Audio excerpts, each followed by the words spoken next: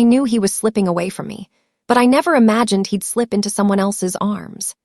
The realization didn't come as a sudden shock, but as a slow, chilling tide that had been rising for months, gradually drowning the familiar landscape of our marriage. It was in the new distance in Ronan's eyes when I spoke, as if he was translating my words from a language he no longer cared to understand. It was in the way his phone, which used to lie casually on the kitchen counter, was now a guarded secret he kept screened down and never left unattended. The late nights at the office had multiplied, each one explained with increasingly elaborate details that felt more like rehearsed lines than spontaneous explanations. When he did come home, he carried the scent of another world on his clothes, a sharp, expensive cologne I'd never bought for him, mixed with the faint, floral trace of a perfume that wasn't mine. His touch, once a source of comfort, had become brief and distracted, his kisses landing on my cheek like formalities. I constructed elaborate excuses for his behavior, work stress, midlife anxiety, the natural ebb and flow of a long-term relationship. But lying awake next to his sleeping form, listening to the rhythm of a breath that felt increasingly like it belonged to a stranger, I could no longer ignore the cold, hard truth taking root in my heart. The man I had built a life with was methodically building a new one in the shadows, and I was being demoted from partner to placeholder. "Don't bother waiting up. It's another one of those endless client dinners," Ronan declared, his back to me as he scrutinized his reflection in the hall mirror. He was performing a familiar ritual, but every detail was amplified, perfected for an audience I wasn't part of. His shirt was a stark, brilliant white, freshly pressed with a military precision he usually reserved for major presentations. The scent of his new cologne, a bold, smoky fragrance, cut through the air, aggressively erasing the familiar, gentle scent of our home. "The Davidson account," he added, as if reading from a script. "They're notoriously difficult to pin down." My heart began a slow, heavy thud against my ribs. "Which restaurant?" I asked, my voice deceptively light as I pretended to arrange a vase of flowers. A barely perceptible hesitation. "That new place, the Gilded Vine." "You wouldn't like it. It's all minimalist and pretentious." He said the name too quickly, his eyes flickering toward the door. The lie was so transparent, so insultingly flimsy, it felt less like a deception and more like a challenge. He was daring me to question him, confident in my role as the trusting, oblivious wife. The facade of our life together was cracking, and through the fissures, I could see the grinning face of a betrayal I was no longer willing to deny. But that's when karma stepped in.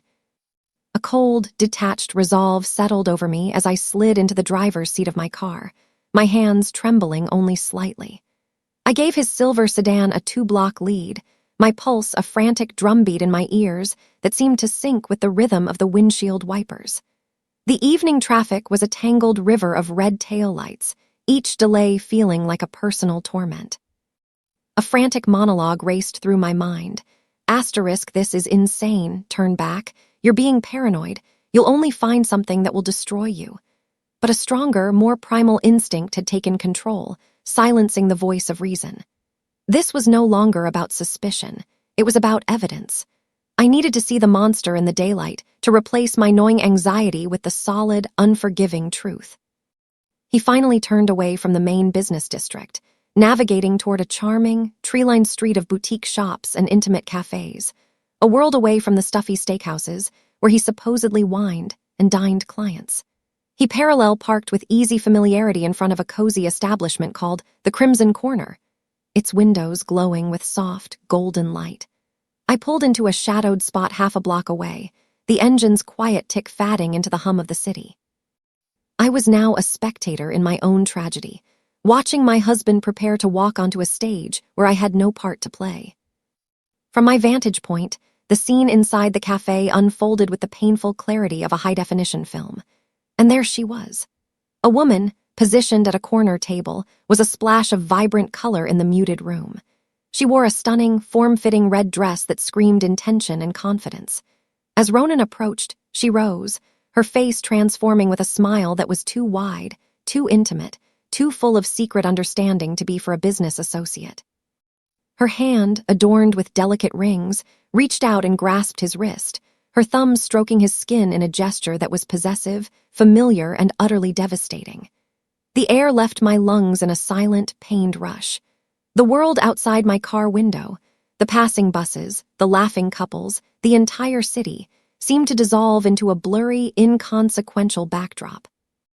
My universe had shrunk to this single, lit window, to the sight of my husband leaning in to listen to her, his body angled toward hers in a way he hadn't angled toward me in years.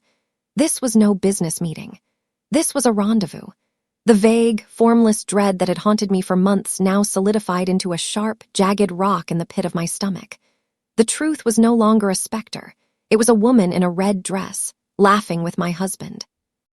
I don't remember deciding to move. It was as if an invisible force, born of a pain so profound it bypassed conscious thought, pulled me from the car and propelled me across the pavement. The cheerful jingle of the bell above the cafe door was a grotesque sound in the heavy silence of my heart. The cozy warmth of the room, the rich aroma of coffee, the soft jazz, it all felt like a violation.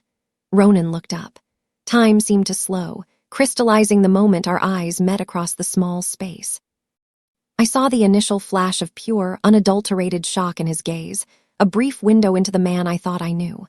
But it was gone in a heartbeat, replaced by something else entirely. His eyes narrowed slightly, and then his lips curved. It wasn't a smile of embarrassment or a grimace of regret. It was a smirk, a slow, deliberate, and utterly cruel expression of contempt that carved itself into my memory. In that single, silent communication, he told me everything. He told me he felt no shame, that he found my presence an amusing inconvenience, that my world-shattering pain was a trivial drama to him. The betrayal of seeing him with another woman was a deep wound, but that smirk was the salt ground into it. It was the moment the last fragile thread of our marriage snapped, and something new, something cold and hard and fiercely determined, began to stir within the ruins of the woman I used to be. The smirk lingered on his face for a heartbeat too long before he made a show of standing, his movements theatrical and exaggerated. "Marisla, what a surprise," he said, his voice dripping with a false, oily charm that made my skin crawl. He gestured toward the woman in red as if presenting a prize. "This is Isabella. Isabella, this is my wife, Marisla." The woman, Isabella, offered a small, smug smile that didn't reach her cold, assessing eyes. She made no move to leave, instead leaning back in her chair as if settling in for a performance. "Please join us," Ronan said, pulling out a third chair with a condescending flourish. The invitation wasn't welcoming. It was a power play, a test to see how much humiliation I would willingly swallow. He was treating the destruction of our marriage like a minor social inconvenience, something to be smoothed over with forced politeness. In that moment, I saw the full depth of his disrespect. He wasn't just cheating, he was reveling in it, confident that I was too broken, too dependent to do anything but accept my diminished role in this grotesque tableau. The air in the cafe felt thick and suffocating, every patron's gaze suddenly heavy upon me. I stood frozen, my heart hammering against my ribs, the choice before me starkly clear: crumble into the hysterical wife he expected, or find a strength I didn't know I possessed. A strange, preternatural calm descended upon me, silencing the screaming in my mind. My fingers, which had been trembling at my sides, grew still. Without breaking eye contact with Ronan, I reached into my purse, my movements slow and deliberate. I pulled out my phone, unlocked it, and opened the voice memo app. I tapped the large red record button and placed the phone's screen up on the table he had just gestured toward, the glowing red icon a tiny, defiant beacon in the tense space. The smirk finally vanished from Ronan's face, replaced by a flicker of confusion and the first hint of genuine unease. "What are you doing?" he asked, his voice losing its polished edge. I didn't answer. I simply stood there, my hands now empty at my sides, a silent witness. I was no longer a participant in their sordid drama. I was a documentarian. I was collecting evidence, not for a court of law yet, but for the court of my own sanity. In that moment, I was reclaiming a sliver of power. He could control his narrative, but he could not control my record of it. The phone, silently capturing every strained breath, every rustle of clothing, became my shield and my sword, a small, technological witness to the moment my marriage officially ended. Little did she know, everything was about to change. The silence stretched, broken only by the faint hum of the phone's microphone. Ronan, unnerved by my calm and the recording, seemed to feel a need to reassert his dominance to shatter my composure. He leaned forward, his voice dropping into a low, venomous tone meant only for me but perfectly captured by the device on the table. You want the truth, Marisla? Fine. You were always the safe option, the sensible choice, a comfortable, reliable placeholder until I found something more. The words landed not like a slap, but like a surgeon's knife, precise and devastating. You were useful for building a stable life, but let's be honest, you were never the exciting one. You're the foundation, Isabella here, he gestured with his chin. She's the penthouse. And who wants to live in the basement forever? Each word was meticulously chosen to dehumanize me, to reduce 17 years of shared life to a transactional arrangement where I had outlived my usefulness. I felt the blood drain from my face, a cold numbness spreading through my limbs. My knees actually buckled, and I had to grip the back of the chair to stay upright. He wasn't just admitting to an affair. He was annihilating the very history of our love, rewriting our past into a story of mere convenience and his own settling. The foundation of my entire adult life crumbled to dust in the space of a single, cruel sentence. He was waiting for the explosion. He was braced for tears, for screaming, for a public scene that would allow him to paint me as the hysterical, unstable woman, thereby justifying his actions. I saw the anticipation in his eyes, the readiness to play the victim. But the tears wouldn't come. The scream lodged in my throat, frozen by a cold so profound it felt like my very blood had turned to ice. Instead of collapsing, I straightened my spine. I looked from his expectant face to Isabella's poorly concealed smirk, and then I did the one thing he never anticipated. I smiled. It was a small, cold, utterly terrifying smile that didn't reach my eyes. I reached out, picked up my still-recording phone, and slid it back into my purse with a steady hand. The click of the clasp closing was louder than a gunshot in the tense silence. Ronan's confidence visibly fractured. Confusion and a flicker of fear replaced his arrogance. My silence, my icy calm, was a language he didn't understand. It was more frightening to him than any outburst. Without a single word, I turned and walked out of the cafe, leaving them sitting in the wreckage of their own cruelty, the echo of my silence more powerful than any curse I could have uttered. The drive home was a blur. I moved on autopilot, the cold, hard knot of resolve in my chest the only thing keeping me functioning. Once inside the house that no longer felt like a home, I didn't break down. I went straight to Ronan's home office. The digital fortress he thought he'd built was laughable. He used the same password for everything, a combination of his birthday and his ego. In minutes, I was in. I didn't look for love letters or salacious photos. I went for the jugular, his work files. I accessed the cloud drive he'd so carelessly left synced to our home computer. There they were, folders upon folders of financial records, client lists, internal project bids. I saw expense reports with receipts from hotels and jewelry stores I'd never seen gifts from. I saw confidential documents that were clearly marked proprietary. He hadn't just been careless with my heart. He had been criminally careless with his company's sensitive information, likely to impress Isabella or to line his own pockets. As I inserted a high-capacity flash drive and began dragging files across the screen, a new, chilling clarity emerged. This wasn't just about a broken marriage anymore. This was about a broken man, and I was holding the tools to ensure his entire world faced the same reckoning he had so callously delivered to mine. The following morning, I sat in a sleek, modern office overlooking the city, the flash drive a heavy weight in my clutch.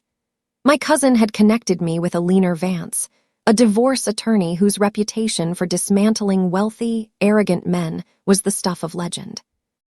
Eleanor was a woman in her 50s with sharp eyes and a no-nonsense demeanor. She listened without interruption as I played the audio recording from the cafe, her expression remaining neutral until Ronan's voice filled the room. A comfortable, reliable placeholder. A flicker of cold fire passed through her eyes. When I finished, I slid the flash drive across her polished desk. "There's more," I said, my voice steady. "Financial records, confidential work documents, expense reports." Eleanor plugged in the drive, her fingers flying across the keyboard. For 10 minutes, the only sound was the clicking of keys and the soft hum of her computer. She finally leaned back, steepling her fingers. "Ms. Crane," she began, a slow, predatory smile touching her lips. Adultery is one thing. It's emotionally devastating, but in this state, it doesn't drastically alter the financial outcome of a divorce. She tapped the monitor. This asterisk, however, the gross misuse of company funds, the potential breach of fiduciary duty, the possession of proprietary information on an unsecured personal device, this changes everything. This isn't just a divorce. This is a strategic dismantling. Eleanor explained the new battlefield. Ronan's infidelity makes him the villain in your story, but his professional misconduct makes him vulnerable to his employers. We can use that vulnerability. Her strategy was brilliant and merciless. We would not lead with the affair. We would lead with a carefully curated packet of his financial indiscretions, sent anonymously to his company's HR and legal department. He'll be blindsided, Eleanor said. He'll be fighting for his job, his resources stretched thin. He'll have no emotional or financial bandwidth to fight a protracted divorce battle. He'll be desperate to settle. She looked at me, her gaze direct. This is about more than alimony, Marisla. This is about leverage. We will use the very tools of his deceit, his greed, his arrogance, his carelessness to build your escape route. The cafe was the crime of passion. These files are the crime of character, and the latter is always punished more severely. I waited until I knew Ronan would be at his weekly poker game. Moving through our home, I felt like a ghost. I took only what was unequivocally mine: my grandmother's jewelry, my books, my clothing, the photo albums from before we met. I left behind everything he had ever bought me, every shared memento. It wasn't about haste, it was about symbolism. I was erasing myself from his life as thoroughly as he had erased me from his heart. When the last box was loaded into the rented SUV, I stood in the foyer one final time. I didn't feel sadness. I felt a profound, echoing emptiness. On the marble countertop in the kitchen, I left a single sheet of paper. No long, emotional letter. No recriminations. Just 3 words written in my steady script. You'll understand soon. It was not a threat. It was a promise. I closed the door softly behind me. The click of the lock, a final, definitive period on the chapter of my life, known as Mrs. Ronan Crane. His first call came at 11:37 p.m.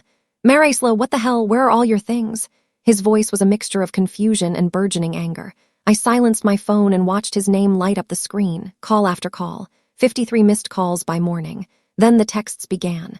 We need to talk. This is childish. You can't just leave. His tone shifted from demanding to pleading. Please, let's work this out. I'm sorry about the cafe. His panic was a palpable thing, radiating through the digital void. He was losing control, and he knew it. The final text, sent at 6:02 a.m., was the most telling. Isabella won't return my calls. What did you say to her? I allowed myself a thin, cold smile. He wasn't panicking about losing me. He was panicking about losing his audience, his safety nets, his carefully constructed world. The dominoes were beginning to fall, and he was desperately trying to stop the chain reaction. From the anonymity of my new apartment, I executed Eleanor's plan. Using an encrypted service, I emailed Ronan's company. The message was brief, professional, and devastating. To the HR and legal departments, it has come to my attention that one of your senior managers, Ronan Crane, may be in violation of company policy and potentially state law. I attached 3 documents: the most egregious expense report, a screenshot of a confidential project timeline from his personal cloud drive, and a redacted bank statement showing a suspicious deposit. I did not mention the affair. I did not sign my name. I was not a scorned wife. I was a concerned, anonymous source. I pictured the moment the email would be opened in the sterile, quiet office, the shock on the face of the compliance officer, the immediate, hushed meetings that would follow. It was a surgical strike, launched from the shadows, and Ronan would have no idea where the blow had come from until it was far too late. The email I sent was a stone dropped into the still waters of corporate compliance, and the ripples spread with terrifying speed. Within 48 hours, Ronan's access to the company servers was revoked without explanation. By the end of the week, a terse, formal letter arrived at his home via courier, summoning him to an immediate meeting with the head of HR, the chief compliance officer, and an external forensic auditor. The meeting, I later learned from a still loyal former colleague, was a bloodbath. They presented him with a fraction of the evidence I possessed: the falsified expense reports for dinners with Isabella that coincided with his late nights, the unauthorized transfers of proprietary client data to his personal drive. He spluttered, denied, and then, when faced with digital timestamps and financial records, tried to deflect, blaming stress and an unsupportive home life. This only sealed his fate. The company placed him on immediate, unpaid administrative suspension pending a full-scale audit of his department. His corporate credit cards were frozen, his office keys confiscated. The fortress of his career, which he had believed was built on granite, was revealed to be standing on sand, and the tide was rushing in. Eliner timed the delivery with the precision of a master strategist. The process server arrived at Ronan's door just as he was reeling from the suspension notice, his world already tilting on its axis. The documents were not a simple petition for divorce. They were a declaration of war, meticulously detailed and ruthlessly comprehensive. Citing irreconcilable differences and marital misconduct. The filing included a temporary motion for exclusive use of the marital home, forcing him to pay for a hotel, temporary spousal support at a rate that made him gasp, and a full restraining order on all marital assets. It also included a formal discovery request for every financial document, email, and communication from the last 5 years. He was being sued not just for divorce, but for financial annihilation, and the legal onslaught was perfectly synchronized with his professional collapse. The 1-2 punch left him disoriented and financially strangled, unable to mount a proper defense on either front. The man who had smirked at me in a cafe was now holding 2 pieces of paper that represented the catastrophic unraveling of his entire life. Isabella's loyalty, it turned out, was directly proportional to Ronan's status and liquidity. The moment the suspension became gossip in their professional circles, her phone calls, which had already grown infrequent, stopped entirely.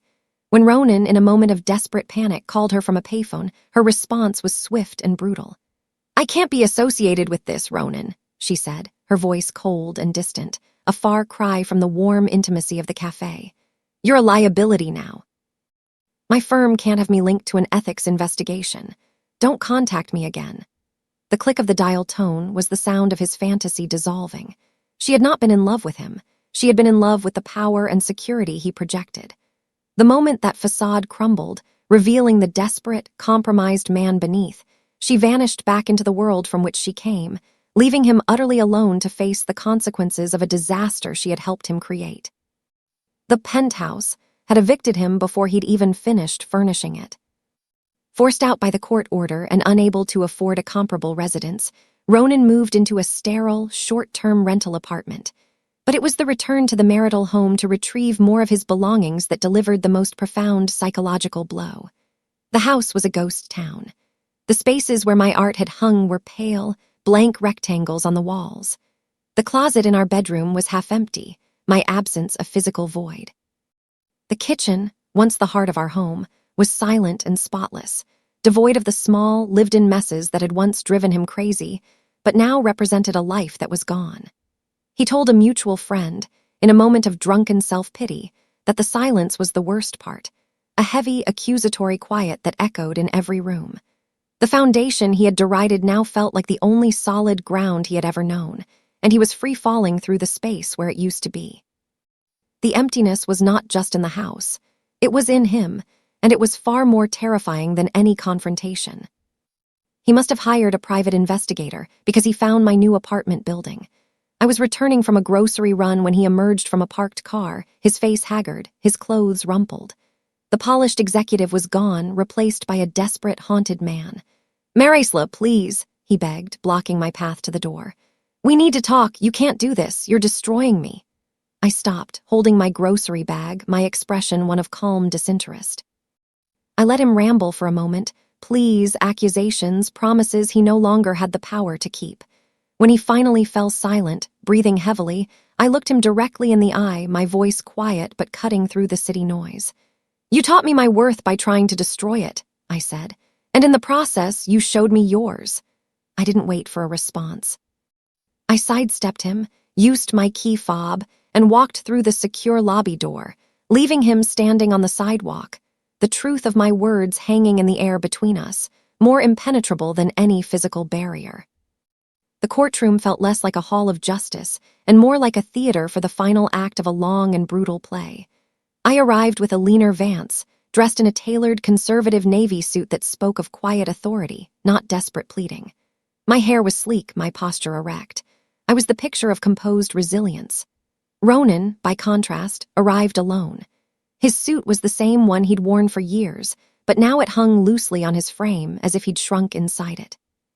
His face was pale, etched with deep lines of stress and sleeplessness, his eyes darting nervously around the room. The contrast was stark and telling. I had been refined by the fire. He had been consumed by it. As we took our seats, I could feel the weight of the judge's gaze, assessing us both. The proceedings were a formality, a meticulously choreographed dance where a leaner led and Ronan stumbled. His attempts to protest, to blame me for his professional woes, were gently but firmly shut down by the judge, who had seen 1,000 variations of this story. The evidence of his misconduct, both marital and financial, created an incontrovertible narrative of a man who had violated every trust placed in him. The gavel, when it fell, was not a sound of judgment, but of closure. The judge's ruling was a masterpiece of karmic justice, read aloud in a dry, procedural tone that belied its devastating impact. Citing Ronan's egregious marital misconduct and demonstrated financial irresponsibility, the court awarded me not only the lion's share of our liquid assets and the proceeds from the forced sale of the house, but also substantial, long-term spousal support. Furthermore, due to the evidence of his misuse of marital funds on his affair, he was ordered to reimburse my legal fees in their entirety. The financial safety net he had taken for granted was yanked away. The ruling was designed not just to provide for me, but to cripple him, ensuring the lifestyle he had chosen over our marriage would be permanently out of his reach. He sat perfectly still as the numbers were read aloud, a statue of defeat. The smirk from the cafe was a distant, pathetic memory. He was not being punished for leaving me. He was being held accountable for the cruel and reckless way he had done it, and the universe, in the form of the state's family court, was presenting him with the bill. The dominoes continued to fall with a grim, inevitable rhythm. The company's internal audit, fueled by the evidence I had provided, concluded just days after the divorce decree was finalized. The official termination letter cited gross misconduct, violation of fiduciary duty, and misappropriation of company resources. With no job and a ravaged reputation in his industry, Ronan's bank accounts, already depleted by the divorce settlement, were effectively frozen by his own inability to generate income. Creditors began to circle. The sleek car was repossessed. The final, symbolic blow came when a mutual acquaintance mentioned seeing his profile on a high-end dating app had disappeared. He had been digitally erased from the world he so desperately wanted to belong to. The woman in red was a distant memory, his career was ash, and his finances were in ruins. The man who had everything had systematically dismantled it all. And the 3 pillars of his identity, his marriage, his career, and his wealth, had collapsed into a single, suffocating pile of consequences. With the financial security from the settlement, I did not retreat. I launched forward.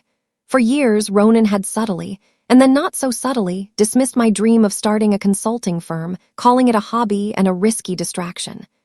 Now, unshackled from his doubt, I founded Aegis Strategies, a firm specializing in corporate ethics and crisis management.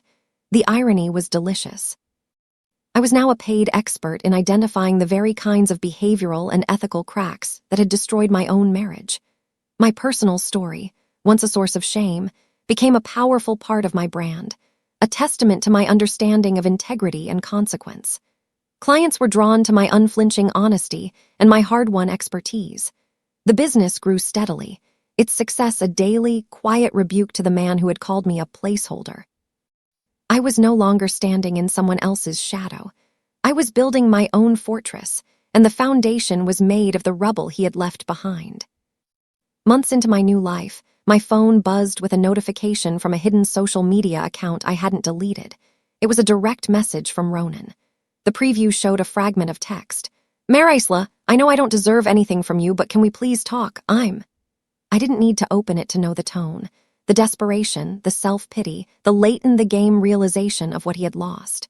There was no curiosity, no flicker of satisfaction. There was only a profound and utter lack of interest. His voice, his existence, his problems no longer held any space in my world. My finger hovered for a second, not in hesitation, but in finality. I tapped the 3 dots next to his name, selected block, and confirmed the action. The message vanished, his account disappeared from my universe. It was the last, silent edit to the story of us. He had become irrelevant. And that's when the twist hit. The ultimate power was not in the revenge, but in the profound, unshakable peace that followed it. The closure was complete.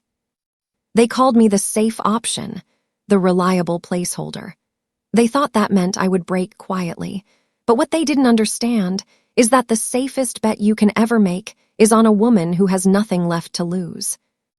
This wasn't just about catching a cheater. This was about catching a glimpse of my own reflection in the broken pieces he left behind, and realizing the woman staring back was a warrior. When someone shows you how little they value you, believe them the first time. Don't waste years hoping they'll change. Don't beg for a love that has already packed its bags. Your power isn't in holding on.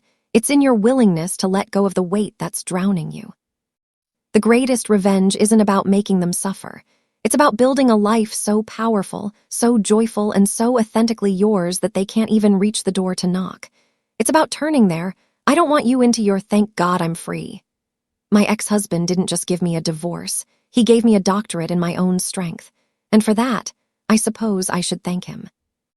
If you've ever been made to feel like a placeholder, if you've ever been told you weren't enough, remember this.